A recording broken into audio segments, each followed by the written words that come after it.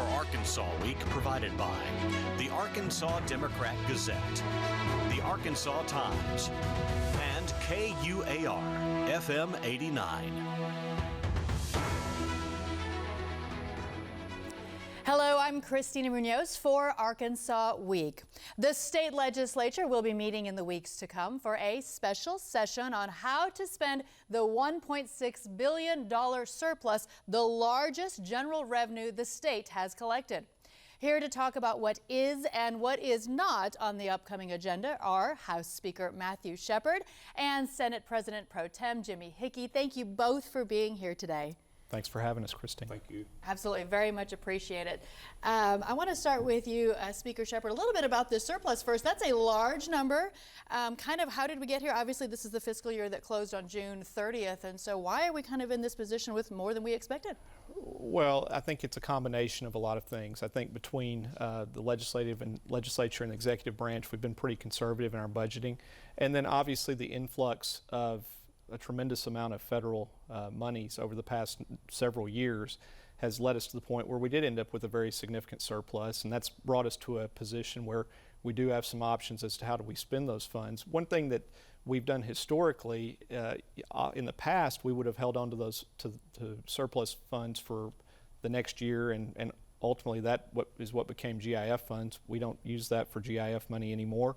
Over the past couple years, we've gone ahead and tried to put surplus funds to use, whether it's in the catastrophic reserve fund or otherwise. And so now we're looking, as we approach a special session, we've got some options as to how we spend those monies. Very good. And so, Senator Hickey, what does that say to you about our local economy, especially in the midst of coming off of a continuing pandemic? As far as the all the federal money or all the surplus that we have, well, of course, that's been created actually by a lot of that by the local economies, because you know, as those federal funds have flowed through, what they do is we call it churn. They get out there in the economy and they churn, and what that does is that's increased sales tax revenue, you know, for the state that has come from like the local level, be it, you know, somebody buying a TV, somebody buying an appliance, things of that nature. Of course, we know that those funds are going to probably just be for a short term, of course, because a lot of that we know people had got in their mailbox. A lot of the businesses had received additional money due to the COVID. So, you know, we appreciate having it, but we're also guarding that, you know, from a cautious standpoint. Absolutely. So along those lines, go ahead and fill us in on these tax cuts. This is something that was already approved, already talked about, but the governor has said he wants to speed it up because of we've got higher gas prices, inflation, all the things that Arkansans are having to pay for right now. Sure. And that's been a combination discussion between the executive branch, Governor Hutchinson, the House, and the Senate. The way that happens is we kind of get behind closed doors and we discuss, you know, what we think. The governor, of course, he has been very adamant, you know, that, you know, he thinks that we needed to provide some relief. At one point, you know, we thought, well, do we send out checks? We kind of backed off of that. Actually, Senator Dismaying and Representative Jett, just to name two, they kind of had come up with the idea that maybe we could accelerate, as you said, the tax cuts that were already on the books. So what we had done, we had already passed these tax cuts, and they were going to come in year over year out to 2026. So what we're going to do is we're going to accelerate them, but also make those retroactive back to January 1 of this year, so that benefit will be, you know, felt, you know, by the constituency and the patrons of the state of Arkansas. Okay, and so how will the average Arkansan see that money if it is retroactive? Well, there's a couple of ways that Arkansans will see that. First, with regard to the individual income tax cuts that we passed back last year, it was the largest tax cut in the history of the state, and that was being phased in at the top rate, was going to be phased in over several years. Because of our surplus, we feel like we have the opportunity to move that cut forward. We know what that estimated expense would be. It's a set amount of money, and so with these one-time funds, we feel like we can apply that towards this particular cut. But the Arkansans will see it. If they get a rate reduction at the top end, then that could impact their withholding, so they may see more money in their paycheck, or ultimately when they go to file their state taxes next year, that either decreases what they'll pay or potentially could lead to a refund. And then the other piece of that, Senator Dismang's talked about a tax credit for those under, I think, $87,000. Again, it would work in a similar way, although it would be non-refundable, but it would still work to reduce ultimately the amount owed by Arkansans. And so that's something that they could see in their paycheck as they move forward, or ultimately when they go to file their taxes next spring, they'll get the benefit of that. And it really seems to be wide support as far as getting this passed and approved, something that will likely happen in that special session and will likely get passed. Is that right? I think so. I think that this has been a combination of a number of discussions over the last couple of months. As Senator Hickey referenced, there have been some different ideas, but this is something that seems to have pretty strong consensus because we had already taken a very close look at it when we made the initial cut last year. Again, we know we'd already set that in place. We know what that estimated expense is going to be. And one of the things I think it's important to remember on these particular cuts is while just for purposes of legislating, we do attach a dollar figure to that. The money is still, that one-time money is still sitting there. And so obviously we hope that our economy will continue, will I guess get stronger. I mean, we're obviously dealing with the effects of inflation, but we do still have the benefit of having that money set aside and sitting here while at the same time providing some relief to Arkansans. I know that they're saying gas prices are going down a little bit right now, so that's a little bit of good news. There's a hope that that continues. But yes, to really help the average Arkansan pay for all of the things that have gone up between gas prices and inflation and et cetera, all of that. So let's move to something that has not been agreed upon, it doesn't seem anyway, is teacher salary. There was some hope at some point that this session would be used to increase that minimum teacher salary. The governor has said that that's not going to happen any longer. Explain kind of why that's the case. Well, I'm going to say that there was never agreement to raise salaries. Right. So I want to be specific about that when I say an agreement within the legislature. And I say raise salaries during this special session. As you've probably heard, we do a study where we have an adequacy study, and we study what's needed, before each regular session.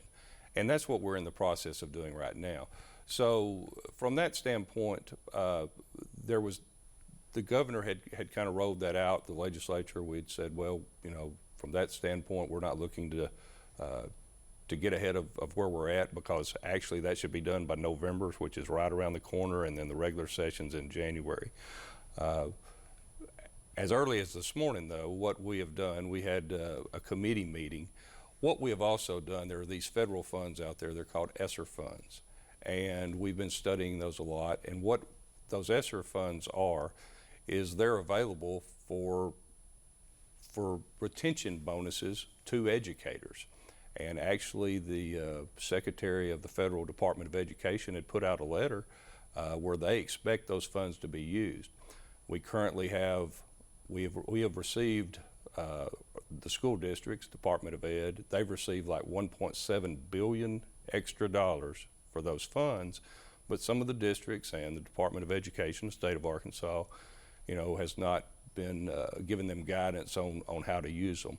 So what we've done in a committee this morning is we actually have pulled back on that. And we're going to ask the Department of Education to get with the educators over the state of Arkansas, and we're going to come up with, provide a recommendation that we believe that those retention bonuses, should be done. That in no way says that we're looking for those to be used as a salary, just as a bonus right now, because we are doing our study for the regular session right now to look at salaries also. That's just it. There's so much background and information that goes into a decision like this, not something you're going to get in a tweet or in a small amount of information. So Speaker Shepherd, kind of explain a little bit how, when you're talking about one-time money, it's different than when you're talking about a salary, because that is something that continues on. I know that's been a little bit a part of this discussion. Yeah, so the surplus that's been generated is one-time money. In other words, that is not something that is forecast to be received year after year. And so we have those funds available. We've tried to utilize those and look at expenditures or in the case of tax relief, items that are finite. We set them out that are not extending into the future. And when we talk about salaries, that's an expense that obviously occurs year after year. And as Senator Hickey mentioned, we already have an adequacy study that is ongoing that we expect to get feedback later this year, and that is ultimately would be used in the next regular session. And let me say this. We all, I'm not aware of any member of the legislature that does not think that teachers need to be paid more. And my wife is a public school teacher. My mother's a retired public school teacher. My grandmother's a retired public school teacher.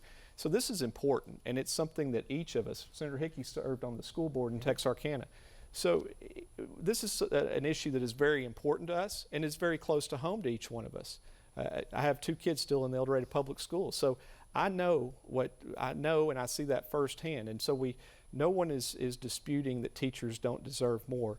It's just a question of how do we go about looking at that and doing our due diligence, and then working within the process that has been utilized year in and year out through the adequacy study.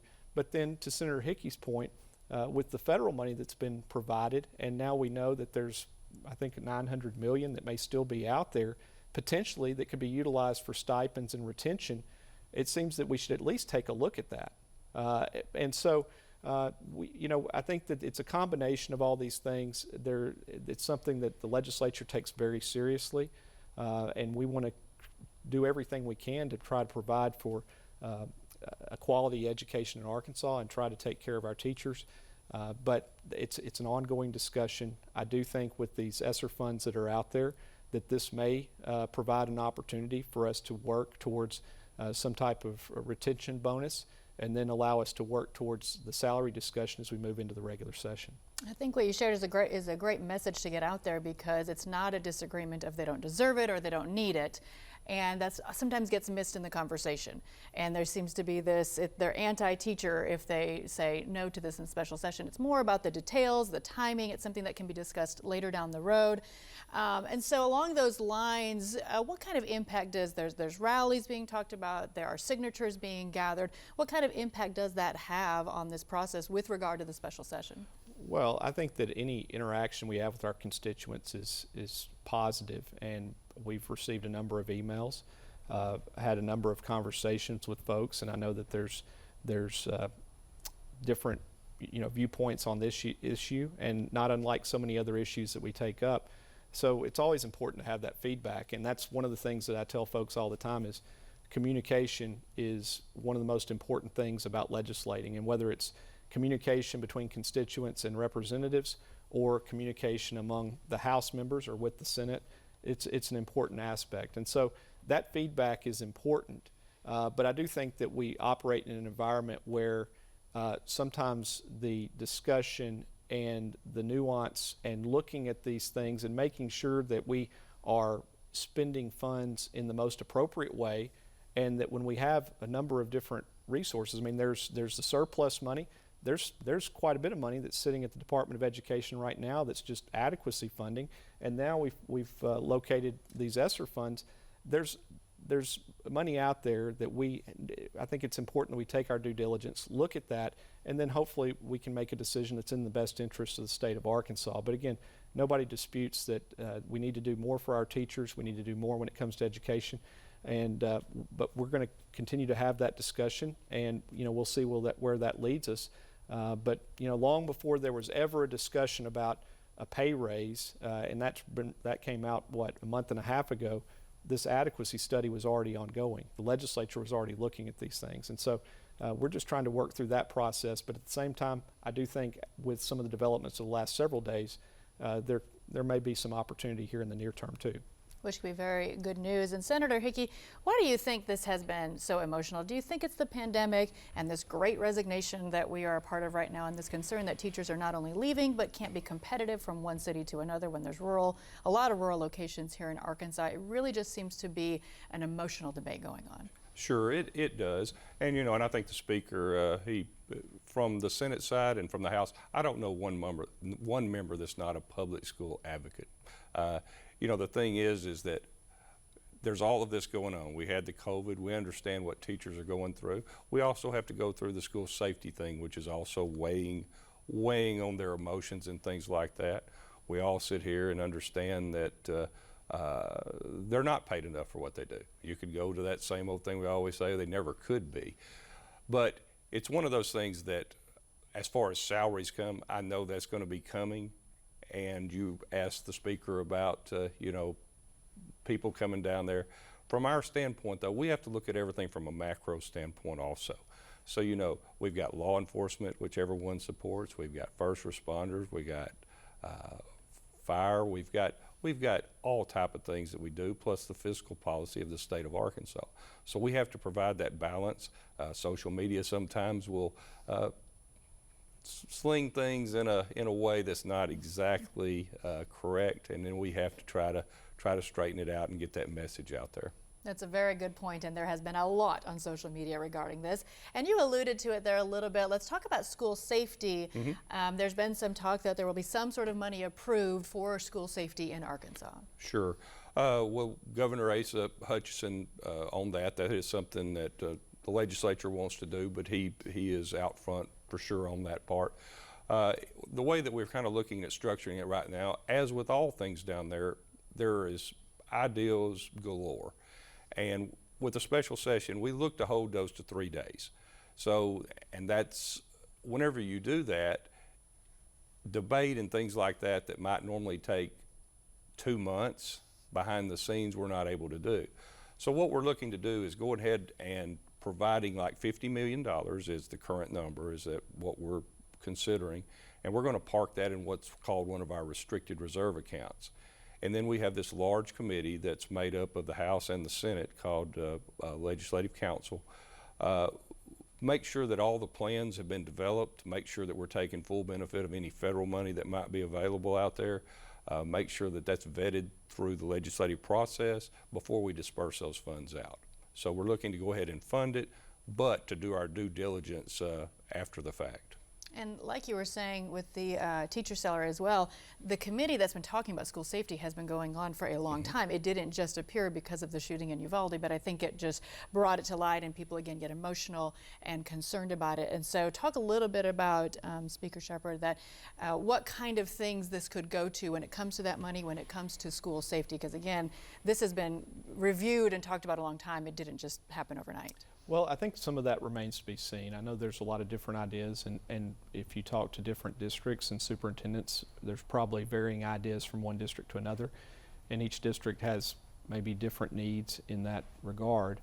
I think that one of the things that's going to be probably important as we work through that issue will be what is the recommendation of the task force that's been working on this. I think they're set to provide a report in the next few weeks, and so that's something that obviously we'd look at. But I would also say that I know there's several legislators that have really taken a specific interest in this and have been working on this for some time, and so, you know, I think we'll work through those things. We'll see, you know, if I think there'll be some consensus to get an appropriation, but that may be something that's more or less worked out when we get to legislative council. And that could depend on the task force. It could depend on the individual school needs.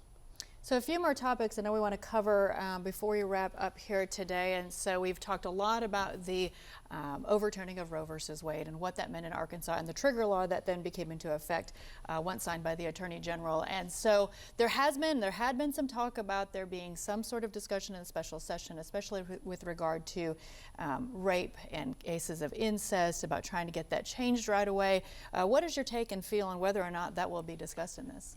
Well, I know that there had been some talk. I think that some folks had you know, asked the governor to put that on the call. At this point, it doesn't appear that that's going to be part of the call. And I could also say that from a legislative standpoint, I don't know that it's not something that I've had members come to me asking to, you know, request to put on the call. So, you know, it remains to be seen. At this point, it doesn't look like that's going to be on the call.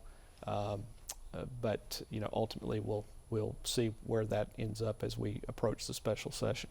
And same question to you, Senator Hickey. Has that been something that the Senate has discussed at all? Well, I think it goes back to the 3-day special session. It's one of those issues that I don't believe that it could be debated in a 3-day session.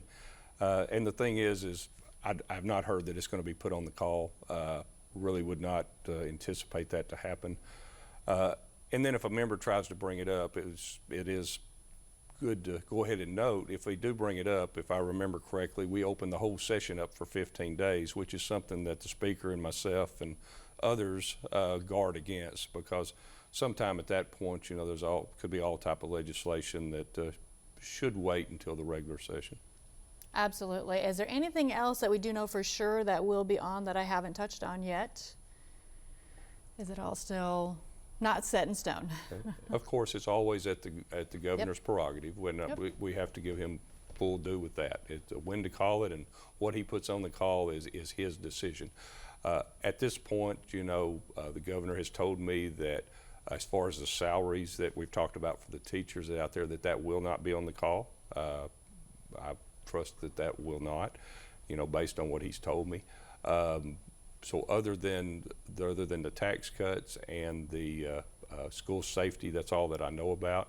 The ESSER funds that we've talked about, as far as the teacher bonuses, that is something that we can do in that committee and are going to do in that committee to try to get that steered the correct way. A couple other things I want to touch on with regard to farming in Arkansas and the struggles that they've been going through, and we are in the midst of an incredible heat wave going on and not looking like any relief in sight at the moment.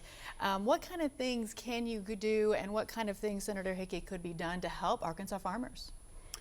Well, I had the first member this morning kind of bring that up. I say that. I had another one the other day. I mean, it's just hard to say. We're just kind of getting into the thought and the detail, you know, that would go along with that. Of course, I come from a farm family, and I understand those struggles that are out there. So that's one of those things that I won't have a lot of comment on. We'll just have to kind of watch and see what happens, and those discussions will just have to begin taking place right now.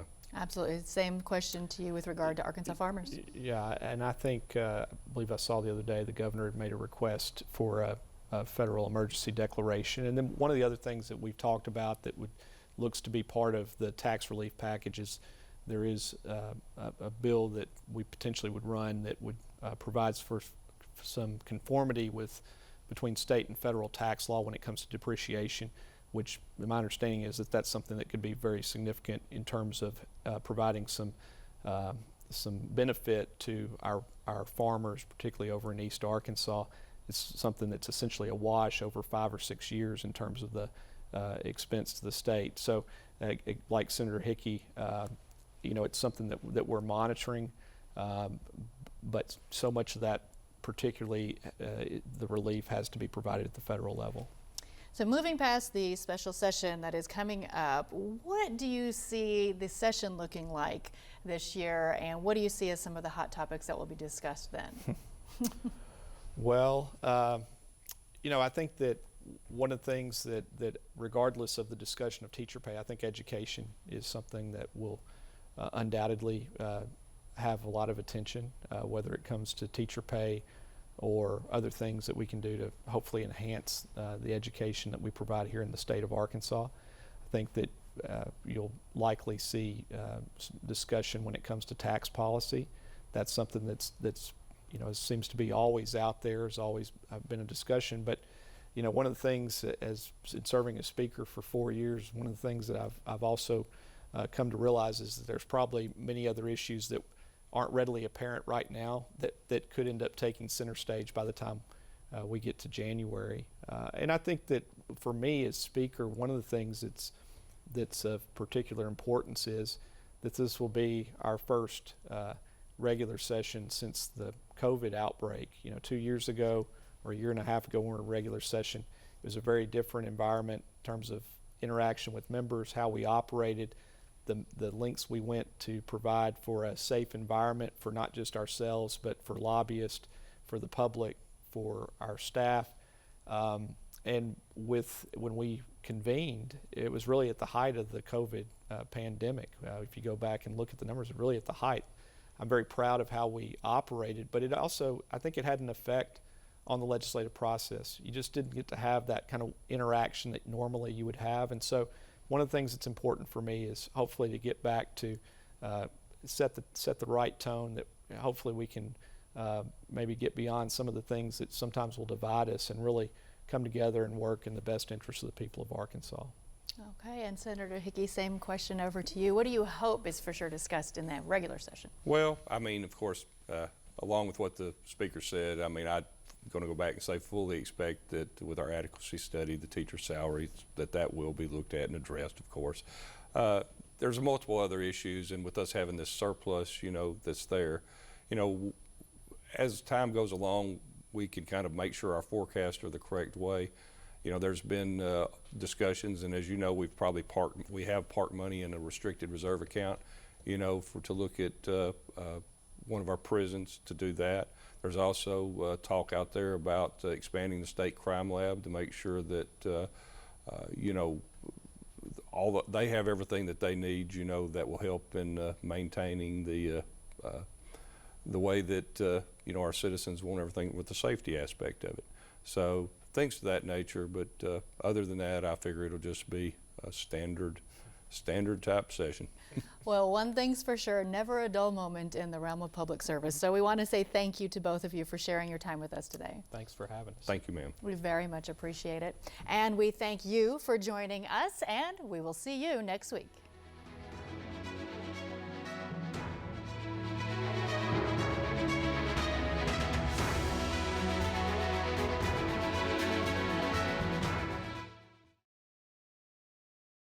Support for Arkansas Week provided by the Arkansas Democrat Gazette, the Arkansas Times, and KUAR FM 89.